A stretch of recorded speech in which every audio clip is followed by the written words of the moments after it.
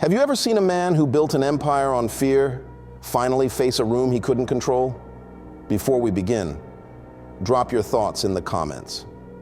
And don't forget to like, subscribe, and hit that bell. What you're about to hear was never meant to reach the public. For decades, Sean Diddy Combs wasn't just a mogul, he was a myth. A man whose name opened doors and closed mouths, surrounded by bodyguards, millions in assets, and a silence paid for in blood or fear. He moved like a ghost in plain sight, untouchable. But then he vanished. One night at MDC Brooklyn, his cell was found empty. No paperwork, no guard rotations, no explanation. Surveillance glitched for exactly 47 minutes. When the feed returned, he was back. But something had changed. What happened during those missing minutes wasn't a glitch, it was a message. Because behind one locked door, in a room that doesn't exist on paper, Diddy faced something no amount of money could silence. And when it was over, he was no longer the man who walked in.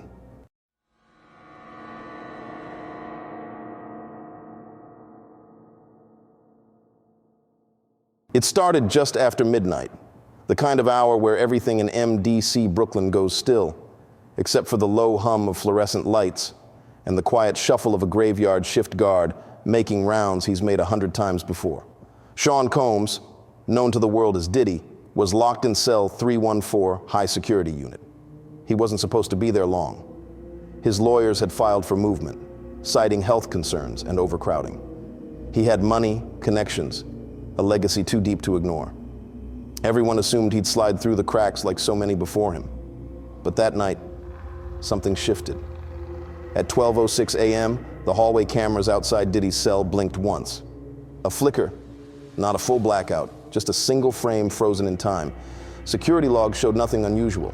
Guards on duty swore everything was normal. But when the footage was pulled the next morning, that flicker had become a gap. 47 minutes of digital silence. The camera feed resumed at 12:53 a.m. Diddy was lying in his bunk, staring at the ceiling with a kind of stillness that didn't match his usual restlessness. He didn't move, didn't blink, just lay there, eyes wide open like he'd seen something or someone. At first, no one questioned it. But within hours, strange details began to surface. The logbook for that wing had 2 full pages torn out.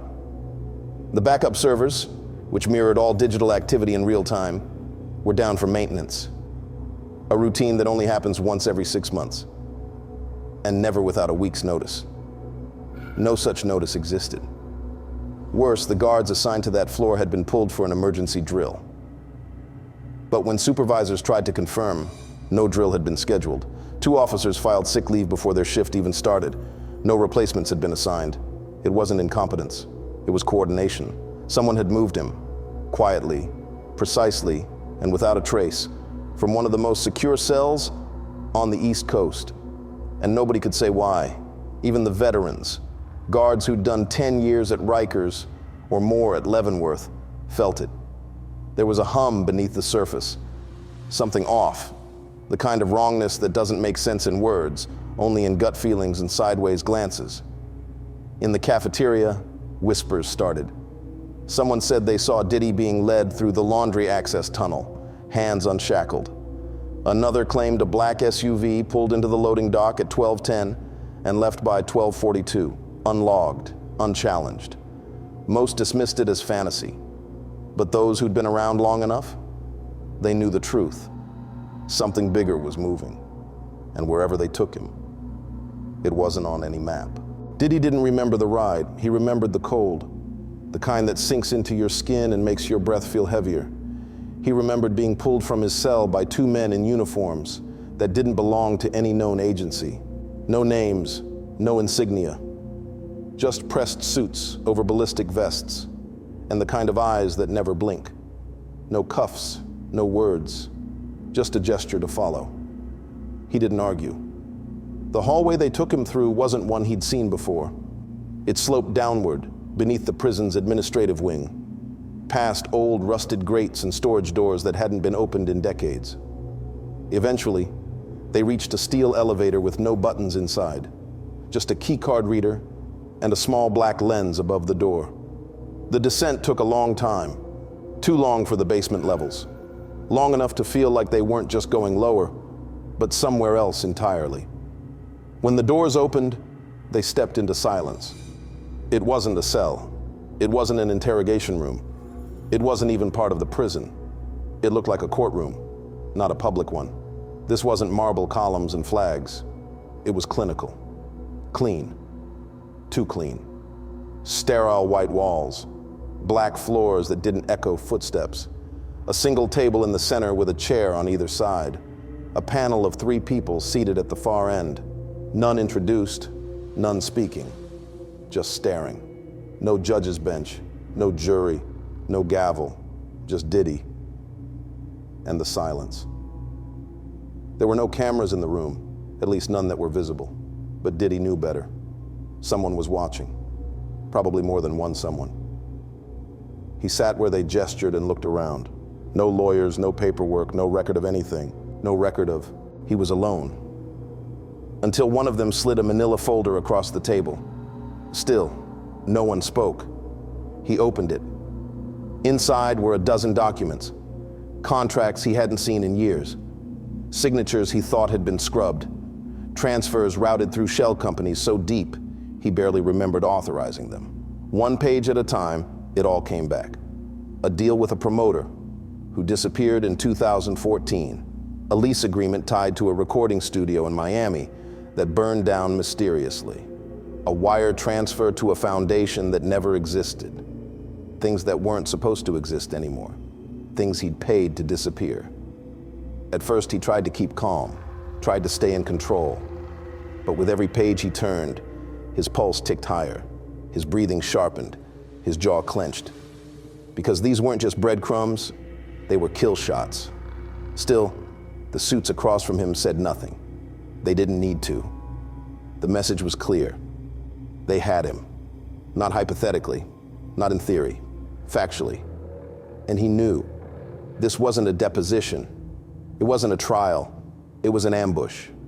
They had bypassed everything. The law, the media, the machine he'd spent decades building around himself to stay clean. And they hadn't even started speaking yet. He didn't speak. Not because he didn't want to, but because he didn't know what to say. The air in the room had become thick. Every page he turned was another crack in the armor he'd worn for decades. His empire had always thrived on control, of perception, of people, of power. But now, someone had flipped the board. The second folder was thicker, slid across the table slowly, almost deliberately. The man in the center, gray suit, sharp eyes, completely expressionless, pushed it forward with a single finger, like a move in a game of chess he knew he was about to win. Inside were transcripts, phone calls, text messages, screenshots, private exchanges that had been encrypted, deleted, wiped across 5 devices. There was no way these should have been recoverable. They weren't just sensitive, they were explosive. Conversations with executives, with artists, with people who disappeared from the public eye without a trace. Messages in code, but the meanings weren't hard to unravel when laid out like this. His defenses started to break down. His hands trembled, barely, but it was enough for the suits to notice. That's what they wanted. Not fear, not regret, submission. One document stopped him cold, a sealed affidavit, signed, sworn, dated just 5 months ago. The name at the bottom was redacted, but only partially, enough for him to recognize the style of the signature. The angle of the D, the loop in the final stroke, it was someone from his inner circle, deep inner circle. Not just a business partner, not just someone on payroll, someone who had sat in his home, ate at his table, spoke in code when the walls might have ears, and now they'd told everything. He could feel the heat rising in his chest, anger, confusion, panic, all colliding in a knot that tightened with every breath. He looked up at the panel. Finally, the man in the middle spoke. 3 words, flat, emotionless. She gave us everything. Diddy blinked. She? His mind went into overdrive. There were only 3 women with that kind of access. All trusted, all vetted, all, he thought, loyal. But someone had cracked. or been cracked. And if they had that kind of access, they didn't just know the money trails or the deal. They knew names, people buried deep, favors owed, things done in private rooms and penthouses, away from cameras and contracts. He looked back at the file. The signature wasn't fully visible, but he knew. In his gut, in his chest. They didn't just have the paper trail. They had someone inside the room when the worst of it happened. This wasn't about what they could prove anymore. This was about leverage. And whatever deal he thought he was protected by, it was already burned to the ground. And he hadn't even seen the footage yet. The third file wasn't a folder. It was a flash drive. No label, just a black stick the size of a finger, slid across the table like an afterthought. The man in the center gave a nod, and one of the others turned toward the wall behind them. What had seemed like a blank surface lit up, revealing a hidden monitor that blinked to life. Diddy didn't move. He didn't need to. The screen came on without prompt, and for a moment, it showed only static. Then it cut to a grainy feed, security cam footage, a timestamp in the corner, a date he recognized immediately. The weekend everything changed.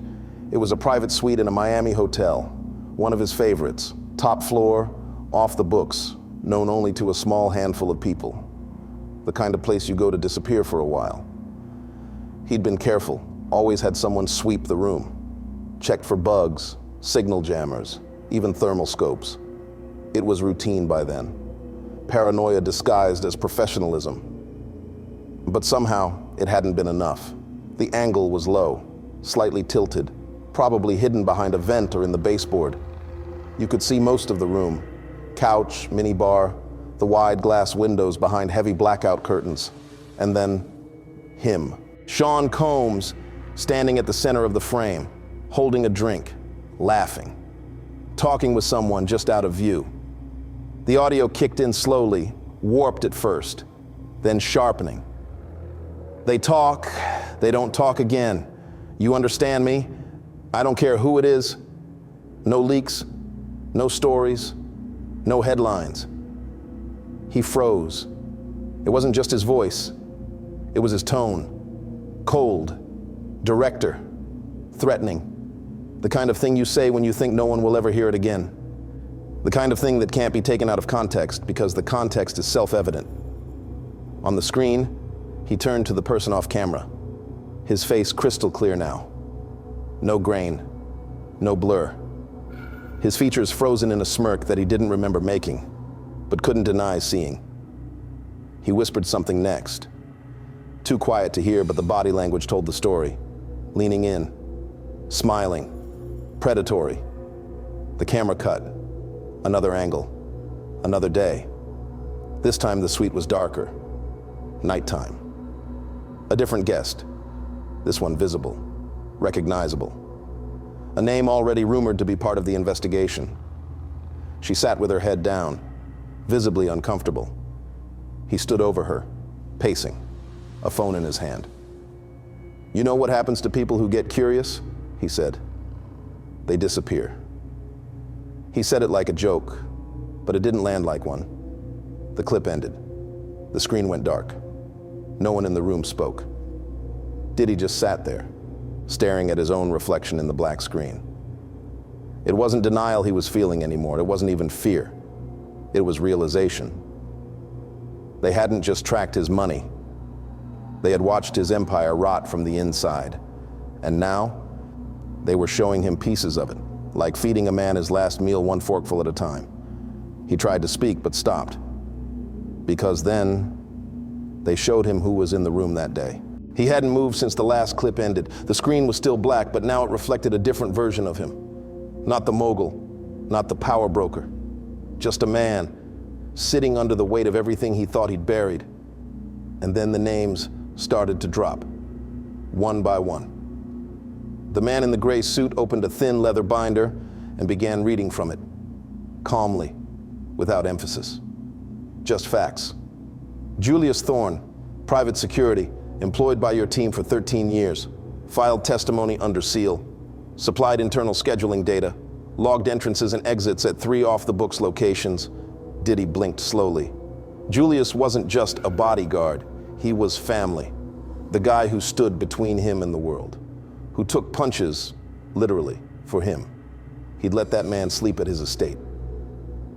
Michelle Ayers, senior financial executive, managed your offshore holdings, supplied transaction records for 7 accounts, 3 of which were previously unlisted, provided access credentials, testified under immunity. His jaw tightened. Michelle had been with him since 2008, never asked questions, always got things done. She once sat across from federal agents during a prior case and said nothing. Now she was helping them draw the map. Devin Fields, tour coordinator, supplied travel manifests, hotel records, personal notes detailing witness interactions, confirmed presence at 4 separate closed events. Diddy felt the blood drain from his face. Devin was harmless, a logistics guy, not a threat.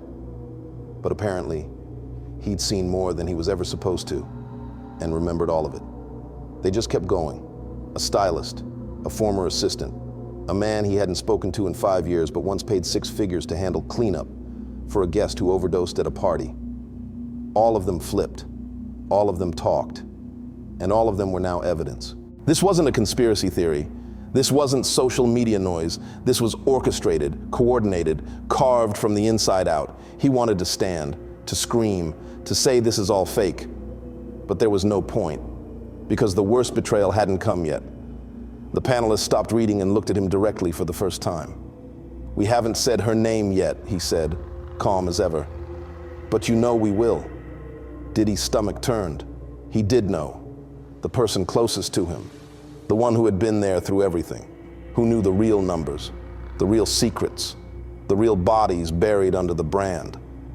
If she had talked, there was nothing left to protect. No way out. Because if the core of the empire was compromised, then the whole empire had already fallen. And the terrifying part? They weren't asking for a confession. They didn't want remorse. They wanted something else entirely. The room was still. No new files, no new footage. Just silence until the panel shifted.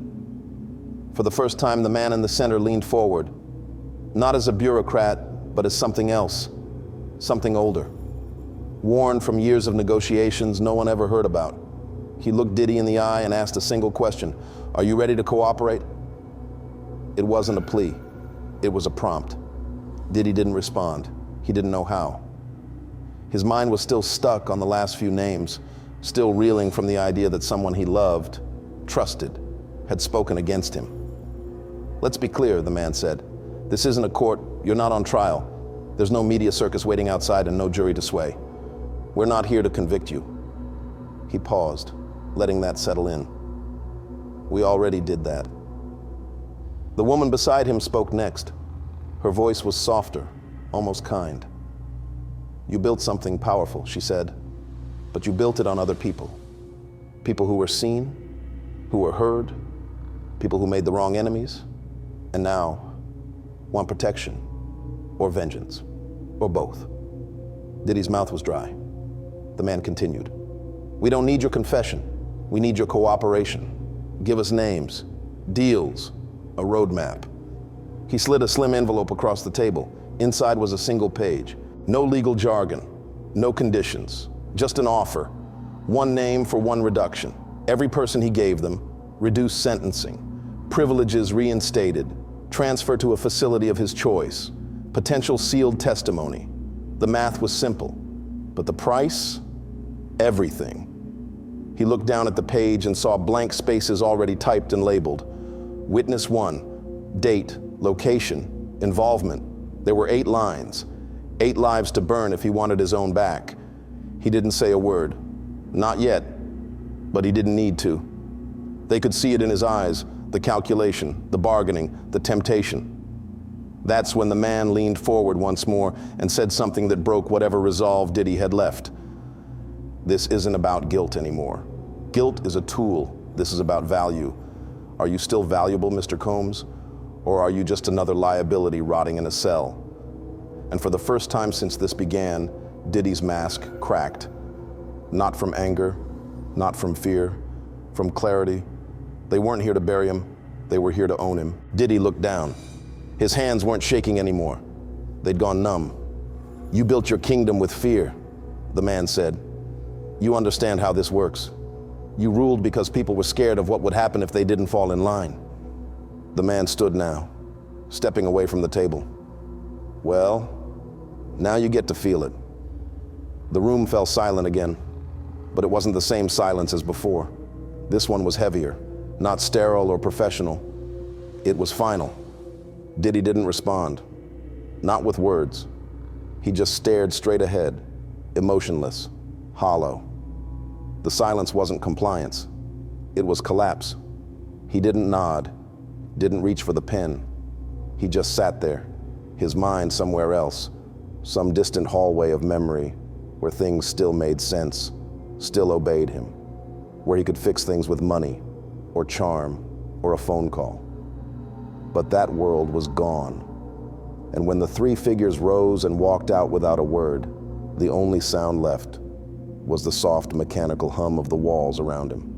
That, and the quiet realization that he'd just crossed a line there, was no coming back from.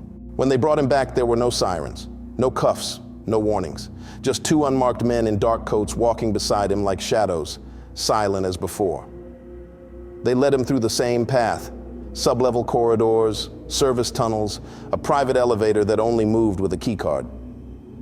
The ride up was quiet, long, and somehow colder than the ride down. At 4:21 a.m., Sean Diddy Combs was placed back into cell 314 at MDC Brooklyn. His bed was untouched. The lights were dimmed. His cellmate was still asleep, none the wiser. He'd never know that the man across from him had just sat in a courtroom that wasn't supposed to exist, in front of people who don't wear robes, who don't hold gavels, but who can rewrite your life like erasing chalk from a board. Diddy stood in the middle of the cell for a long time, just breathing. Slow, shallow, as if the air itself felt foreign now. And when he finally lay back down, he didn't close his eyes. He just stared at the ceiling, blinking slowly, like a man watching his own funeral from inside the casket. Word spread fast, not through guards, not through papers, through energy. Inmates could feel it, they always could. The way he walked was different. No swagger, no bite.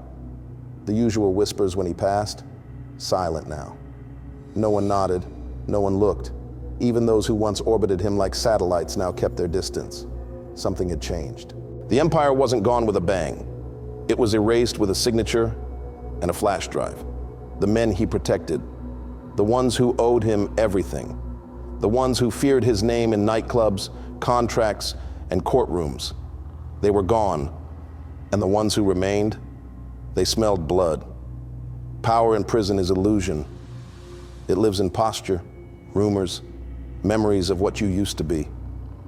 And when those things fade, when your enemies find out you bleed like the rest of them, you become a target. Diddy didn't speak for 3 days. Barely ate, barely moved. The guards marked it as isolation fatigue, but it wasn't that.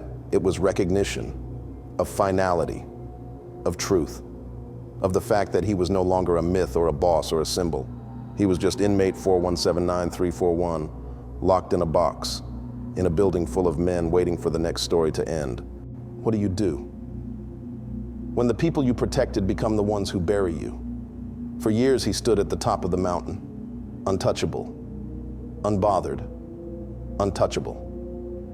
But in the end, it wasn't the headlines, the scandals, or the investigators that brought him down. It was the ones closest to him, the ones who smiled in his face, a security guard with nothing left to lose, a business partner with a hidden mic, a confidant who whispered into the wrong ear at the right time. And now, behind locked doors and blank walls, the man who built an empire on silence and fear is trapped in the one place he can't control, the truth. His name still echoes in the media, but in that cell, in that courtroom no one acknowledges, it means nothing. Because the moment the machine turns on its creator, there's no way to turn it off. So tell me, if you were in his shoes, what would you do? Would you talk? Would you fight? Or would you disappear quietly, knowing the walls are already closing in? Let me know in the comments. And if you thought this story was wild, you haven't seen anything yet, because next time we go deeper into a case even darker than this one. Subscribe, tap the bell. We're just getting started.